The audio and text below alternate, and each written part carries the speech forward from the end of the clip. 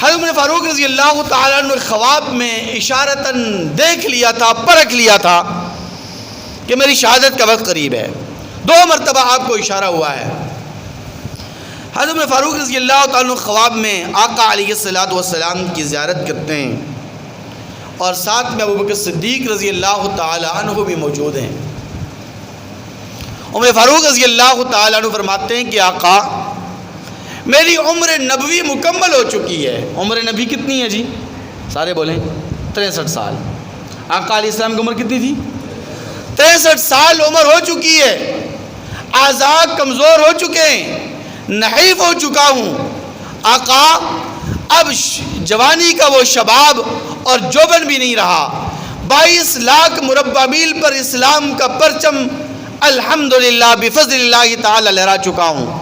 36,000 شہر اور قلعے فتح کر چکا ہوں، اور اتنے بڑے علاقے میں اب میں مکمل طور پر کنٹرول کرنے سے قاصر ہوں، کیونکہ کمزور ہو چکا ہوں، بوڑھا ہو چکا ہوں۔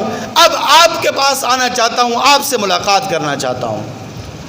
عمر فاروق رضی اللہ تعالیٰ عنہ نے فرماتے ہیں کہ میں نے دیکھا کہ ایک مرغ آتا ہے، اور اس مرغ نے آ کر مجھے 3 ٹھونگے ماری۔ مجھے پتہ چل گیا، میں نے محسوس کر لیا کہ میری شہادت کا وقت قریب ہے۔ دوسرا اشارہ آقا علیہ السلام نے اپنی حیات نبوی میں دے دیا تھا کہ حضرت عمر فاروق رضی اللہ تعالیٰ عنہ فرماتے ہیں کہ میں، صدیق اکبر اور عثمان اور آقا علیہ السلام ہم سارے احد پہاڑ کے اوپر چڑھے تو احد پہاڑ کانپنے لگا۔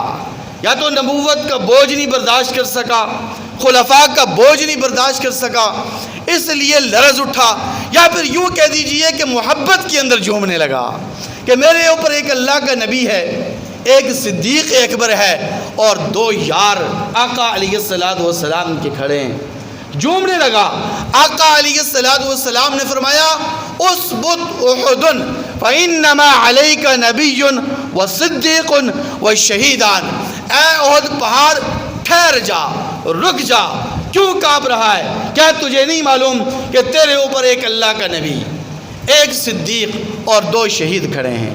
عمر فرماتے ہیں کہ میں سمجھ گیا کہ نبی تو اللہ کے پیغمبر صلی اللہ علیہ وسلم ہیں، اور صدیق سے مراد ابوبکر صدیق رضی اللہ تعالی عنہ ہیں، اور 2 شہیدوں سے مراد میں اور عثمان غنی رضی اللہ تعالی عنہ ہیں۔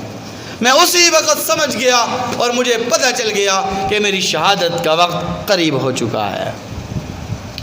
میرے مسلمان بھائیوں، سیدنا عمر فاروق رضی اللہ تعالی عنہ کا دور حکومت اور دور خلافت ایک مثالی حکومت اور ایک مثالی دور خلافت تھا۔ اور وہ کیوں تھا؟ اس کی ایک بنیادی وجہ ہے۔ اس کی بنیادی وجہ یہ ہے کہ حضرت عمر فاروق رضی اللہ تعالی عنہ کے دور کی جو عوام تھی، وہ عوام اللہ والی تھی۔ اس عوام کے اندر کچھ ایسی صفات تھیں کہ جن صفات کی وجہ سے سیدنا عمر فاروق رضی اللہ تعالی عنہ جیسا عادل، منصف اور ایک جلیل القدر حکمران مسلمانوں کو اللہ تبارک و تعالی عطا فرمایا۔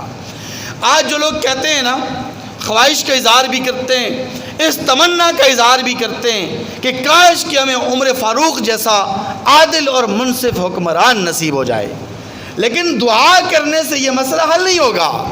دعا کرنے سے ہمیں میاں نواز شریف صاحب ملیں گے، وہ جائیں گے تو زرداری صاحب